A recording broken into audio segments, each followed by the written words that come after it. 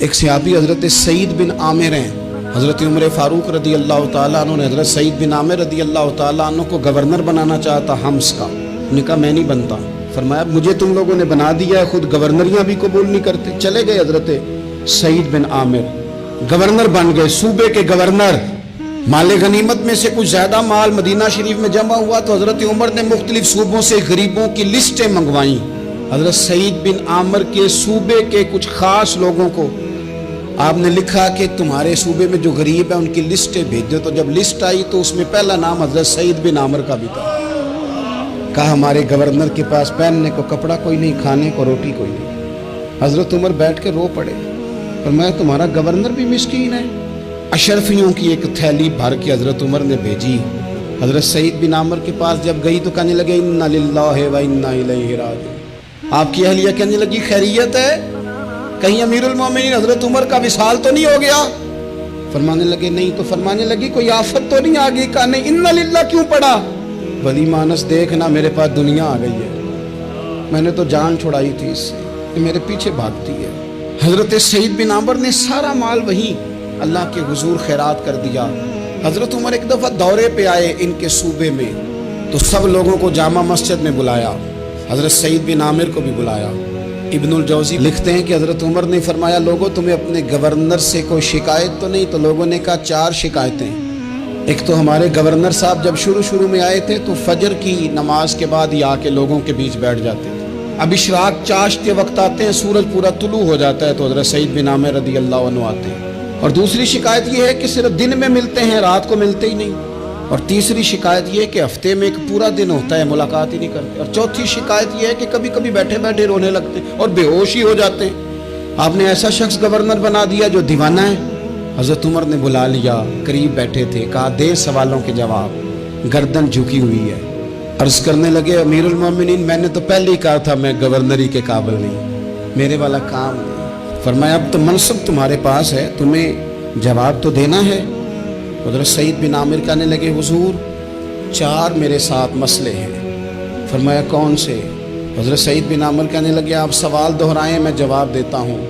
آپ نے فرمایا سعید لوگ کہتے ہیں پہلے تو سویرے آ جاتا تھا، اب تو اشراق چاشت کے وقت آتا ہے. گردن جھکائی، سناٹا چھا گیا محفل پہ. تھوڑی دیر کے بعد سر اٹھایا تو داڑھی پہ آنسو گر رہے تھے. فرمانے لگے حضور میرے گھر میں خادم کوئی نہیں، بیوی بیمار ہو گئی ہے.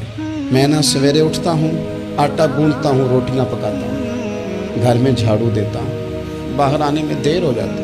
پہلے جواب پر ہی لوگ رونے لگے، آنسو نکلنے لگے. حضرت عمر رضی اللہ تعالیٰ عنہ بھی روئے.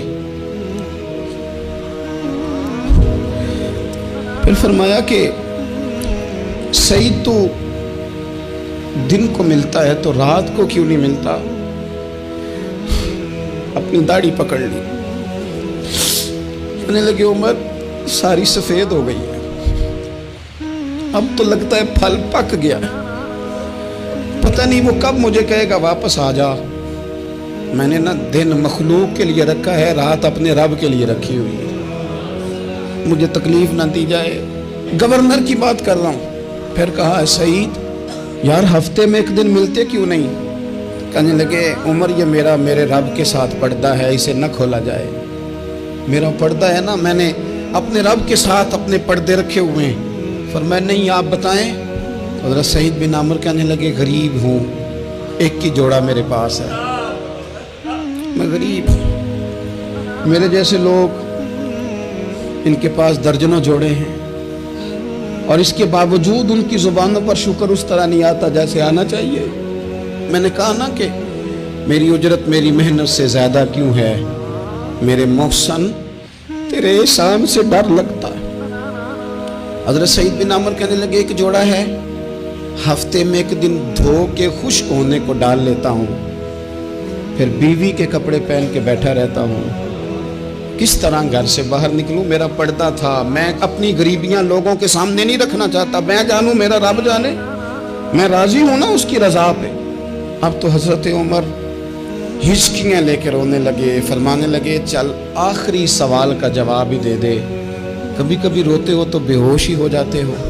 حضرت سعید بن عامر پھر رونے لگے. فرمانے لگے بڑی عمر کا ہو گیا تھا جب کلمہ پڑھا تھا، جب وہ پچھلے گناہ یاد آتے ہیں نا، میرے سامنے لوگوں نے حضرت حبیب بن عدی کو سزا دی تھی مکے میں، اور میں اس وقت مسلمان نہیں تھا، میں مدد نہیں کر سکتا۔ جب وہ وقت یاد آتا ہے تو برداشت سوچتا ہوں کیسے اللہ کے حضور جاؤں گا۔ دوستو دعا کرنا، یہ وطن جو داتا صاحب کا ہے، جو بابا فرید کا ہے، جو غریبوں کا ہے، کمزوروں کا ہے، مزدوروں کا ہے، اللہ اس ملک کو بھی کوئی ایسا شخص عطا فرما